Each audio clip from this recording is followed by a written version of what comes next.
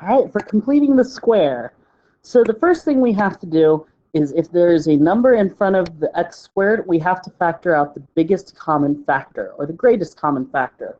In other words, what is the biggest number that goes into 3 and 24?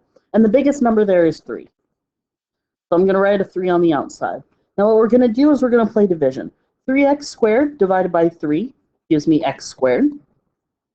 Positive 24x divided by 3 gives me positive 8x.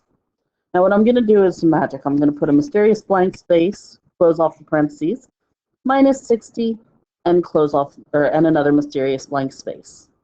Now the formula that I'm always going to give you for this is b over 2 squared.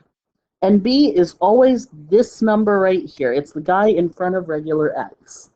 So in this case, what I've got is 8 over 2 squared, which is really 4 squared, which is 16, positive 16. So I'm going to put positive 16 in the first blank.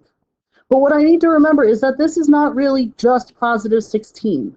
What it really is 3 times positive 16. This is really plus 48. Now the second blank is always undoing whatever we did. So because these two numbers multiplied together is positive 48, this guy right here is minus 48. So what we're going to do is we're just going to bring stuff down. This 3 right here comes down straight as it is. This parentheses is going to turn into something else by magic. It always has an x in it because we're dealing with x's. And the way that this factors is it takes this guy right here, the b over 2 value before you square it. In this case, it's positive 4. The squared goes on the outside. And the last number is just the combination of these two. Negative 60 minus 48 is negative 108. That is vertex form. That is everything factored down so that you can see the vertex really easily. The vertex comes from these two numbers right here. Now the general rule of thumb is that things in parentheses are always opposite. So because this is positive 4, my vertex is going to be negative 4, comma negative 108.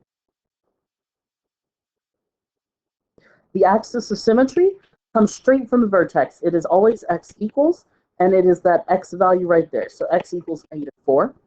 Dilation is always this guy in front of the parentheses. It's our greatest common factor from the first two numbers.